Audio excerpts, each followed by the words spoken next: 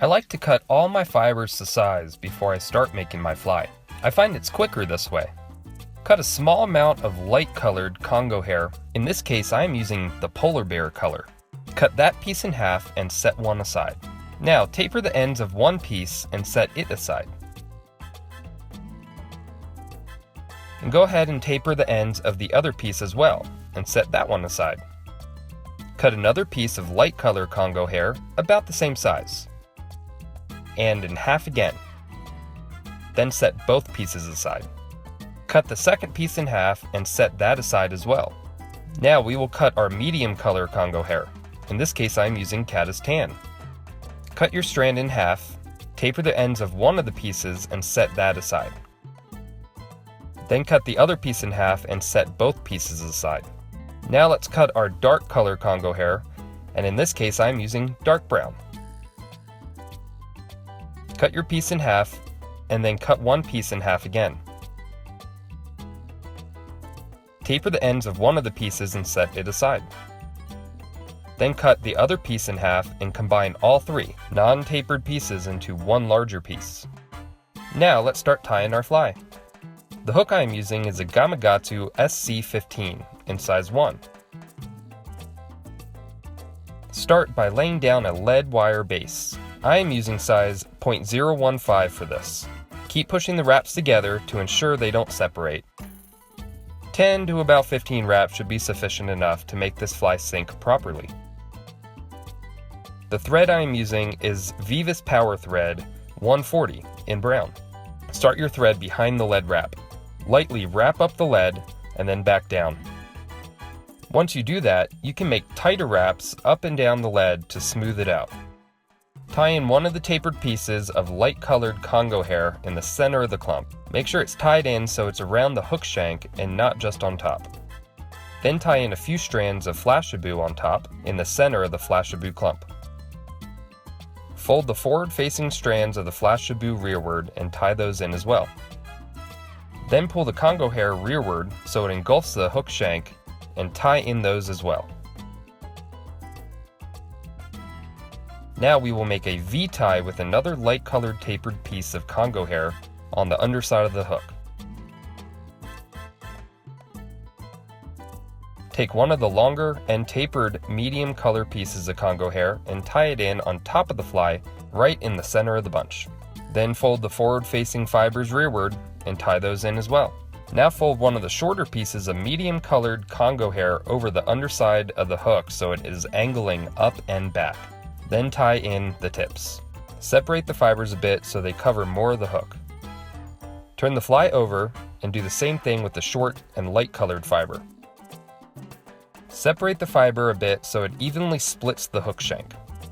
Do the same thing again with the short and medium colored fiber, and again with the short and light colored fiber. Now take the tapered dark fiber and do the same thing on top of the fly, and more of the light colored fiber on the bottom of the fly. Now we're going to make a dubbing loop and bring our thread up to the hook eye. Grab the thick clump of dark fiber and separate it a bit with your fingers. Then place it in your dubbing loop with the twister attached. Separate the fiber a bit so it evenly spreads along the loop. Then twist your loop to create a dubbing brush.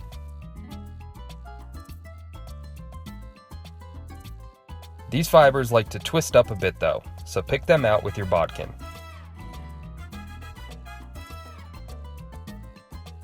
Using a toothbrush can help align those fibers as well.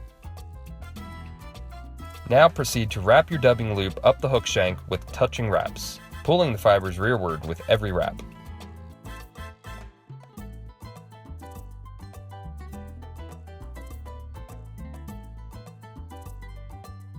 Once you reach your thread, then capture the loop with a few wraps and trim the waist. Make a couple more wraps over that waist to keep it from unraveling. Now pick out the fibers to ensure they are aligned rearward.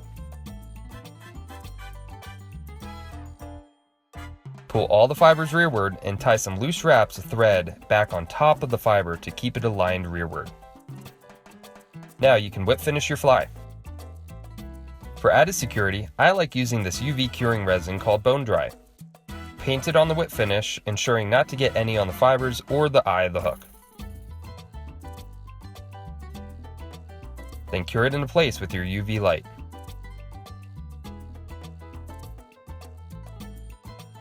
To attach the cap, I like using this Fletch-Tite adhesive. Simply put a bit of adhesive around the head of the fly.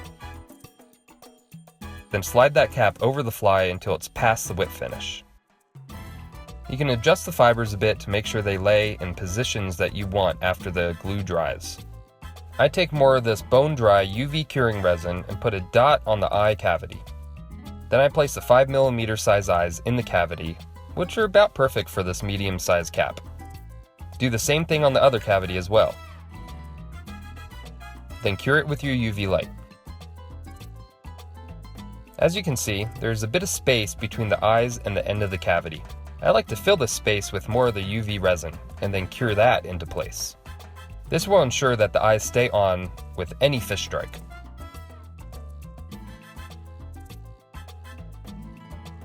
Once both sides are cured, then we can move into trimming the fly.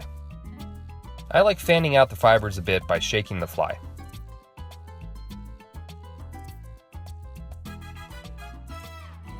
Then I make an angled cut from the top of the fly down to the tail.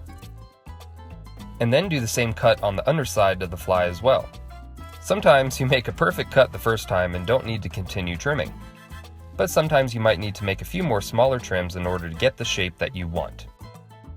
But don't over trim your fly and try to end up with something that looks like this.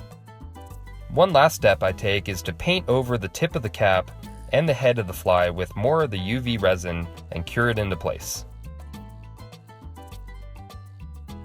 This will ensure that the cap will stay in place and won't spin or pop off.